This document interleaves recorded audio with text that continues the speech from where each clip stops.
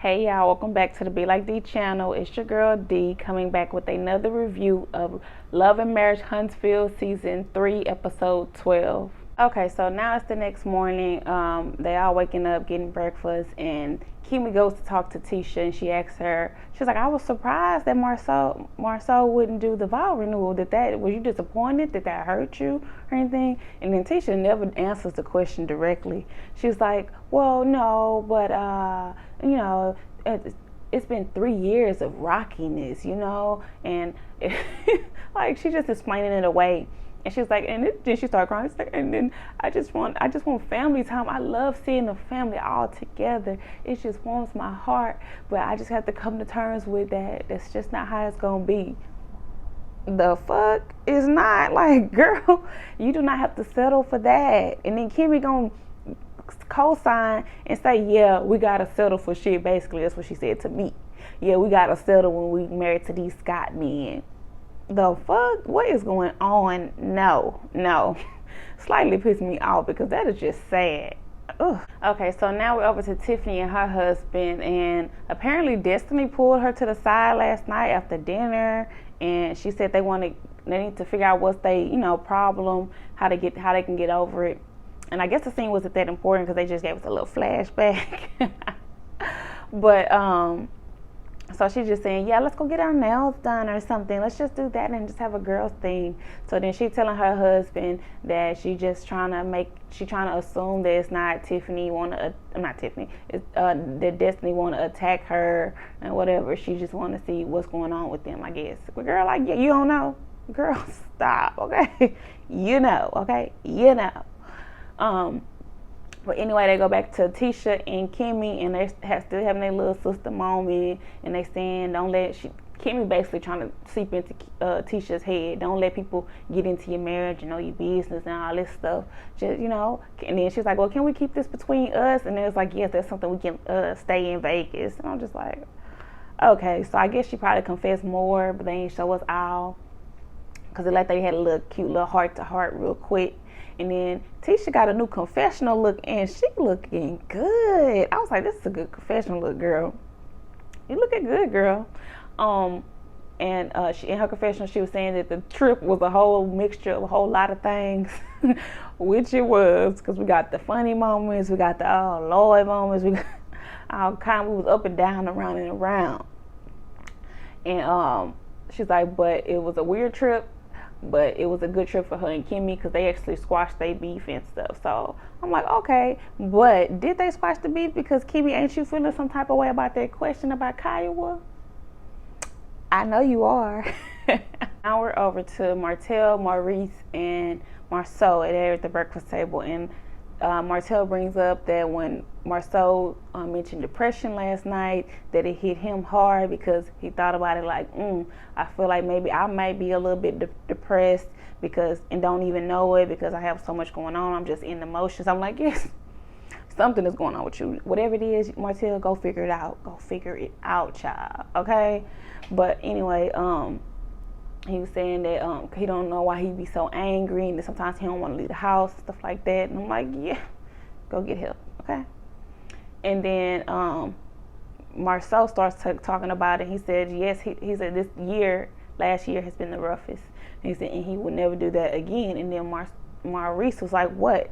He was like, replace time for money or something like that. Time for money, for sure he said that.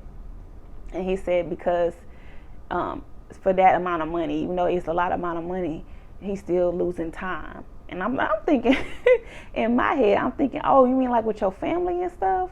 But no, he ain't mentioned family, y'all. He ain't mentioned family. He just mentioned that he burning himself out, basically. And he said that he can feel when it's 8 o'clock in the morning, and he can feel that he's supposed to be doing something. Like that constant, like he trying to juggle everything and be the financial, stability of the house. That's what's really got him feeling like he's depressed. Or he said he feel like he's mildly depressed because I guess he don't think he fully there, but you're probably there, especially with everything you said. And then you said you felt you content and stuff like that. I'm like, ooh, how am I even feeling content, Marceau? But he says that in his confessional, he says it's kind of almost like when you want to fly, then you finally get the chance to be able to fly, you're scared as hell to hit the ground. He's like, so now he feels like he has to get comfortable with flying before he is, because he was comfortable on the ground. And I'm like, I kind of got where he was going with that, but he still ain't mentioning family for me. He's thinking about money. Everything he says is about money, but he not having that time to relax, to think. I mean, how long do you spend just sitting there thinking, trying to relax yourself, and then you make your next move? But from what he's making it seem like, he just go. I'm supposed to be over there, I'm supposed to be over here. I gotta do this, gotta do that. If I'm focusing on this, I know something else I'm supposed to be doing. So it's kind of like you gotta learn how to relax. And if you would have let Tisha do some damn work, okay, you wouldn't be so stressed about it. All right.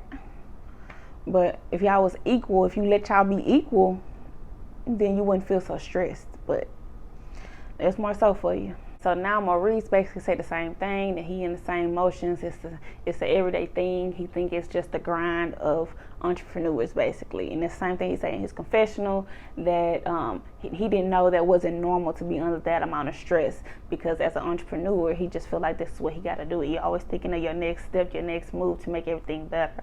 So I'm like, okay, that makes sense. But you still got to learn balance. That's your problem. You got to learn the balance. You got to know when to take a day off, okay? That's all y'all gotta do. Take a day off, be with your family, give family love and affection and all kind of shit, and you're gonna feel rejuvenated, okay? And now Mel in her confessional talking about the trip was a disaster for her. Thank y'all for inviting me, but me and Martell cannot be under the same roof anymore, okay? Especially for more than one day, okay? She was like, but thank y'all.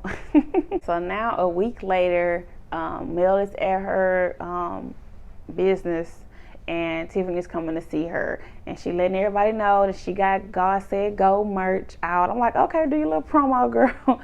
Do your promo. And then she tell us even more about it in her confessional. She says that when something went down with her and Martell on social media, somebody commented at the bottom, was like, you need to get offline and go pray. Or whatever. And then she was like, yeah, because God said go, or something like that. So that's how she came up with God Said Go, and it's popping now. Apparently her summer collection done sold out, and she like everybody using it for whatever they want to use it for. If they want to use it for leaving their marriage, if they want to use it for building a business or leaving a job they don't want, ending friendships, they can use God Said Go for anything. And I'm like, okay, that's cute. And Tiffany get a new confessional, and Tiffany, that pink lipstick, it was a cute pink on you, cute dress. The dress was cute, but the lipstick, nah. She used different color. But so apparently they're talking. She's there to talk to Mel because Mel didn't answer her text about getting her them interns that she asked for weeks back. And she said because after that weekend, she had to turn everything off. Her energies, her vibrations was off. And I'm like, that's funny, because that's the same thing she said in the ladies first panel that she did with my girls. They did an interview. Y'all can go check it out. It was on Bondi Blue channel. I'm going to drop that like I know them. But she said the same thing to them, that like when the show over with, she need to get her energy back together, because she be in a good place, and then she got to go and get crazy with Martell. So she's basically apologized to Tiffany and said that her energy was just so thrown off that she just couldn't. And Tiffany's just like, is it me? Everybody just seeing how she was, how she was listening to me. Like, girl, what are you doing? But she was like, yeah, I'm trying to get you some interns so they can be done, ready before the fall semester starts. And then she was like, yeah, I know, I'm sorry. And then I don't know why I did not like this. I don't know why Mel mentions to Tiffany anything about Destiny. They give her some kind of ammunition or anything that she can use, okay? Because she told her that Destiny think that calling Tiffany her new best friend, like she done forgot all about her. And then Tiffany was like, oh no. No, she finna go use that again as soon as they get into it and say, oh, you're jealous. You're jealous. That's all she gonna do. That's all I got from that whole scene. I'm like, no, Mel, no, don't tell her. Don't tell her, okay? But she told us. And then she's like, no, it's enough Mel to go around for everybody. Girl, bye. And I didn't like how Mel tried to say that I'm trying to be sensitive towards her because she just went through a divorce. And you know, sometimes you might lash out at the wrong people. And then here come Tiffany hopping on. Yeah, lash out at the wrong people because you might look for issues where there aren't issues. And da-da-da. I'm like, no. Tiffany, you know what you're doing, and Destiny on your ass, okay? Stop it. I ain't like that. I ain't like that scene between her and Mel. I ain't like how Mel gave her some tea. And I don't like how she gonna run back and tell that like she do. Okay, so now we got Martell and his son, little Martell, going to, I guess, Lewis's gym or some gym with Lewis and his kids, and they doing baseball or whatever. He said his son got an interest in baseball, if he can coach him. So apparently Lewis is a baseball coach. I did not know this. If I missed it, oh well. But he a baseball coach. And he was like, okay, then yeah, we can run it through. If he got the interest or whatever, we'll know. So then they going through. It was a cute little scene, little self trying to throw it. And he got a little personality, just like his mama and daddy. I'm like, oh Lord, he finna be a mess. But then after they finish with that, Martell and Lewis go off to the side to talk, and then Lewis trying to be messy, like, so what's going on? What really happened in Vegas? And then of course Martell's like, oh yeah, you know, it's fault on. And he's like, it's fault. And then Lewis like, fault on which side though? Like, you trying to get him to say something. On which side? And then Martell's like, both. I'm like, okay, good. At least you know. Both. It's both of y'all. Lewis want to talk to him, basically saying he got to know how to not be petty with Mel. And he said, because Martell said they both know each other's, buttons, and they know how to get each other, which we all know. So he was like, yeah, but she want to poke me and then get the last word. That was his problem. I'm like, yeah, you want to keep arguing until you think she going to stop, and then she not going to stop, so y'all just going to keep going. And then Lewis tried to say that when they was arguing outside that day, he blacked out. It was like a black eye moment right there, because you was going off. I'm like, boy, I don't want no damn black eye moment. I'm so tired of him trying to be the therapist of the group. Dr. Francis, he trying to steal your job, okay? But then he tried to say Martell got anger management issues. Do he think about going to see like an anger management coach or something? Or do you think you to that point? And then Martell tried to say, no, he don't, he good. But in Lewis' confessional, he trying to say, no, I think he does have more issues. We all seen it in Vegas, how he blew up. All that kind of shit. And then he tells Lewis that Mel is busy 75% of the time, and the kids been telling him that they with a babysitter for XYZ amount of time, and they only with her for this amount of time. Like, it's like they probably with mommy 2 days out of the week, and then the other 4 they with a babysitter. And I don't want no babysitter raising my kids. You supposed to be raising them. I'm like, Martell, stop. He don't know when to stop. That's his problem. That's one of the problems. He don't know when to stop. And then, I mean, it's true, you don't want babysitters raising your kids, but come on now. What do you expect? If you were busy, you would have babysitters too. Like, come on. And so he's saying, and then Lou's like, so what you want to do? What you gonna do? He's like, yeah, I'm thinking of talking to Mel about getting the kids full time. And then Lou was like, like, oh, you gonna try to do that? And then he's just like, yeah, because I don't want babysitters raising my kids. And then Lou was like, right. He's like, you gotta do your part. I'm like, I mean, you just got 4 kids, you gotta do your part. Like, boy, you got 5, go do your part, okay? And so then after Lewis is looking like, really? Martell asked him what he think. He said, well, is that what you think is good for the kids? Lewis, he was trying to hold it together. He was like, Is that what you think? Oh, okay. How do you think she's gonna respond? And then Martell got the nerve to say, I think she might say yeah. And you gonna take her kids full time. But you think she gonna say yeah because she's busy? No, no, she's not. And Lewis was like, well, you don't think she's gonna feel I think she's gonna feel some type of way. You don't think she's gonna feel no type of way? Well, I'm gonna challenge you to go in there with a cool head when you asking her this, because you're gonna need a cool head. Because she gonna feel a type of way, okay? He like, yes, of course, because I want her to say yes. I want her to say yes. Martell, you can't be this dumb. Can't be. So now Kimmy and Maurice and Tisha and Marceau go out on a little double date, because they said they want to catch up with Marceau because Marceau mentioned depression and he want to know more about his brother, saying he got a little bit of depression. So they show up to the place to go sit down for dinner, and then Kimmy looks at Tisha. She like, you look like Wanda with that hairstyle. And I'm like, yes, she is starting to look more like Wanda. Not in a bad way. It's just funny because she's starting to look more like her mom. And she's like, as I get older, I see it. When I looked in the mirror, I saw it too. Marceau says, oh, And then in his confessional, he says, never do I ever want to wake up one morning and look over and there's Wanda in my bed. Now Kimmy brings up the fact that they were in Vegas. He mentioned being depressed and it came out of nowhere. Nobody knew, nobody would have thought. And then he was like, right, yeah, nobody knew, nobody would have thought. And then Tisha was like, yeah, you haven't even had that conversation with me. And then he was like, yeah, why? Because maybe I'm just, I think I'm diagnosing myself. Maybe it's nothing. I'm not going to do anything about it. And then everybody at the table like, what? Tisha was like, see, that's what he always do. He not going to talk about it. He not going to do nothing about it. He's just going to be going through it himself.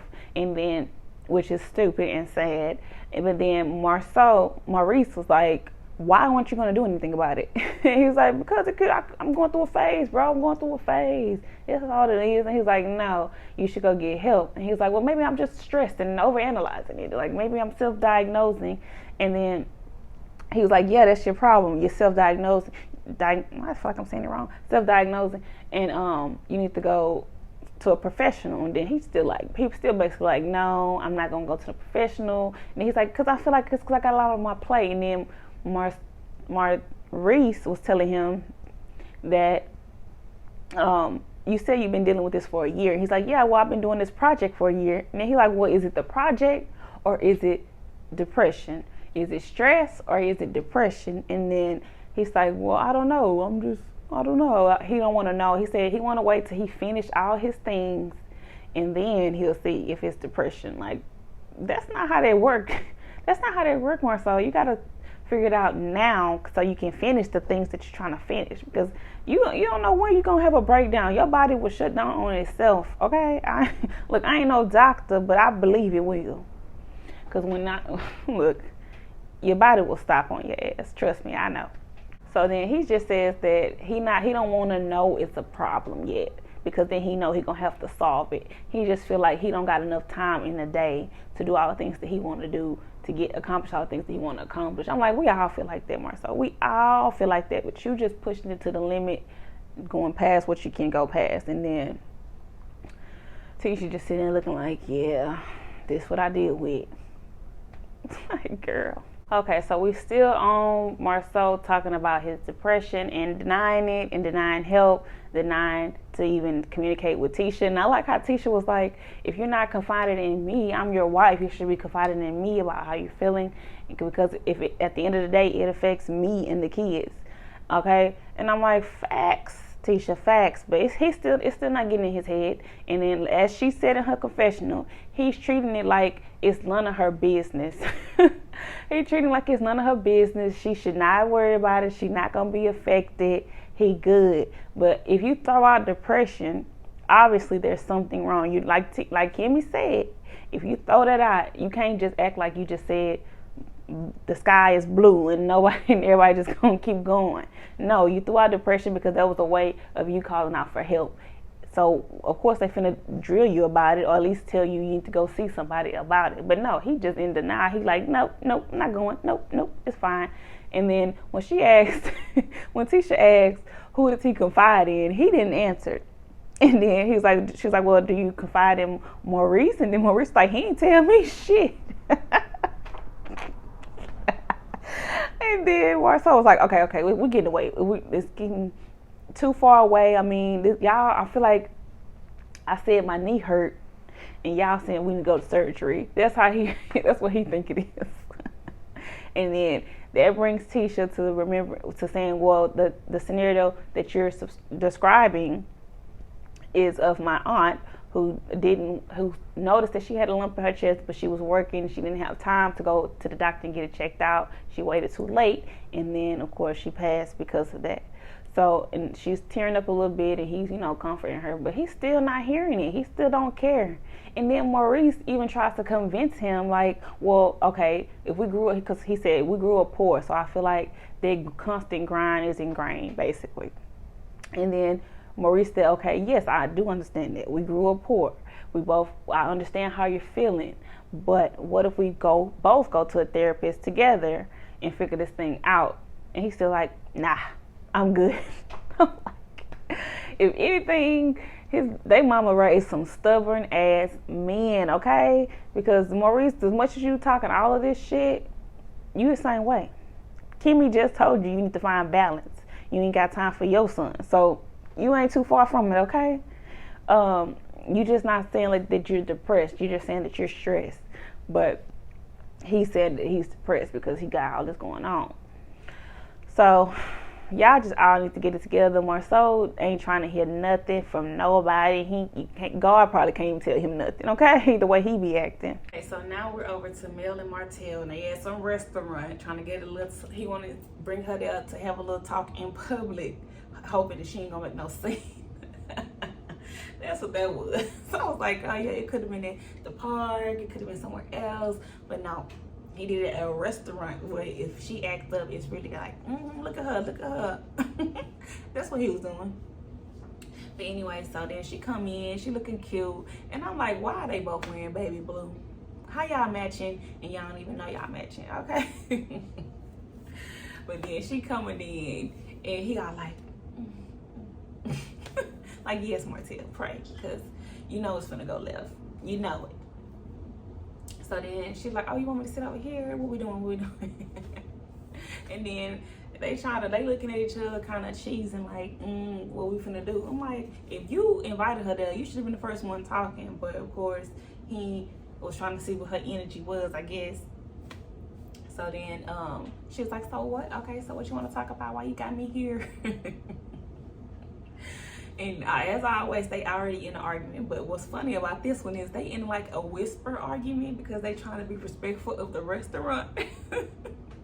So she's like, are you serious, Martell? You was cheating? And he's like, come on now. Like, he's like, what she said, apparently, so she really dropped some tea. Apparently, their first year anniversary, they almost didn't celebrate it because he was being reckless with his mouth and being disrespectful back then. So I'm like, wow. But they always say hindsight is 20/20, okay? Because she already know the signs of don't go that way, okay? But then he tried to say, he apologized after she said all the things that he's done. You know, he did the ultimate down of, having a baby.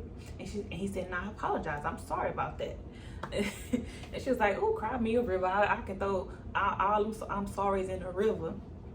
And then he was like, well, shit, at least I said I'm sorry. You probably only said I'm sorry twice out of the 12 years. And he was saying, you done worse. And then she was like, really? Say it. They really be going in it. That should be funny, man. But anyway, he tried to say, he was like, yeah, facts. Yeah, you would a married woman leave the house every other night or whatever, and to say they in a hotel room. And now I'm like, hold up. I don't think Mel was doing nothing, but now I want to know what's going on, because what nugget of truth was in what Martell is saying? Because Martell always got a little bit of truth somewhere in there. It just ain't the whole truth. It's the story he painted. That's what you get from Martell. You get the story he painted, but he got a twinge of truth somewhere in there. Somewhere in there was the truth. Maybe it was she was at hotels. So that's what made him have the right to go and cheat and have a whole side chick and put her life up. And girl, you need to go ask her for your money. Oh nah, she gonna be asking you because child support. But anyway, so we find out that, and then after they got out, they getting a little, a little loud, and they like, you disrespected me in public. She like, you disrespected me in publicly, well, oh girl, no thing, whatever. So then he like, all right, no, come back, let's bring it back. Let's just both stop. Let's talk about the kids. And then she like, what you want to know? What you want to talk about the kids for? What you need? Okay, so now he goes into telling Mel that he wants the kids full time because, well, I don't think he said that yet. He just said that he feels that she's always got the kids with babysitters. You got like 10 babysitters. And she was like, no, I don't. I got 2. And he was like, nah, just the other day it was 3 people watching them. Just the other day it was 3. He was like, it's 3. So you said 2, but it's 3. And then she was like, no, your cousin does not count as a babysitter. And then he was like, yes, it does because she's babysitting. I'm like, Martell, stop. You trying to get real technical. Obviously, the kid's gonna pass on from family to family. Obviously, it's called what they say. It takes a village, okay, a village. But anyway, so then he pulling out his phone. It was on this day, that day, this day, and then she like, hold on, let me finish talking. You trying to jump in? Let me finish. I ain't talking when you was talking. And then, even though she did. But then, so she like, all right, okay, because I gotta have facts. She's like, cause you got all your little notes. He's like, yeah, I gotta have facts with you. I gotta have facts. So then she's saying how it was like she took the kids. This person watched the kids for 3 hours. The brother, then the mama, she stayed with the mama for one night. She had to go to speaking events and all this kind of stuff, whatever. She was like, so they was with my brother for 3 hours. So what? So what? I'm like, exactly. So what? As long as they're with family that they trust, because obviously they trust him, because now he trying to act like he don't trust them because they not together. Come on now. But anyways, and then in her confession, she says that Martell always, she's like, she would have no problem sending the kids to Martell even when she had little appearances or things she had to go to. But he if they was in a good place. But he wants to use all of that stuff against her, and it goes back to his controlling mechanism. I'm like, yes, it does, because all he like he doing right now. Yeah, she okay. This day they was there. This day they was there. Like if she was doing all the stuff that he, and then she said that he don't even be picking the kids up at the right time. That's why the cousin was there to watch the kids, because he wasn't ready in time. So boy, stop. And what you doing that you ain't ready in time? Because you just said you don't be doing shit. You ain't as busy as you need to be, apparently. So Martell is still trying to tell Mel that she got all these babysitters and that she needs to give him the opportunity to watch the kids first. And then she gets even more mad, and she's like, no, because if I want to bring my kids with me, I will bring them with me. Just like if I gotta go to Atlanta, I will take my kids with me, and then I'll be like, hey Marcus, can you watch my kids for 3 to 4 hours, and then I come back and go swimming with my kids. I said, okay girl. I was like, I like that when she threw that, you go back and go swimming and have fun with my kids. I said, okay. And and he was like, and then she was like, so that don't even matter. And then he's saying, well, I want to have the kids full time then. And she was like, no, boy, you need to go file a petition or something. She was gathering him. It was so good. It was happening so fast. I was just like, yes, yes, yes. So apparently, I guess they already have a court agreement. So she basically told him, go take your ass back to the court if you had a problem, and go get this worked out yourself, okay? And she's like, oh, I'll go file a petition. Do what the court said. Do what the court said. Because she's like, he was like, I got the kids' hair done, got the girls' hair done constantly. And she's like, okay, I got their hair done for a year. A year after I left, I was buying clothes and stuff. Like, so the tea was that Mel was paying all the bills for Martell because he ain't had no money after a divorce. So that's what she basically just threw up at him. And And then she gets mad and she gets us up and leave. And she like, all right, bye. You go work on it yourself or go file a petition or something. Then he said something about her going to jail because of a petition. I don't know. He don't know what he be talking about. But anyway, that was Love and Marriage Huntsville, season 3, episode 12. Remember to like, comment, and subscribe to the Be Like D channel, okay? The episode was pretty good. A lot of conversations that needed to be had, I guess. So that was pretty interesting. Drop down in the comments. Let me know what y'all think about the episode, and we can get the chit-chatting. All right?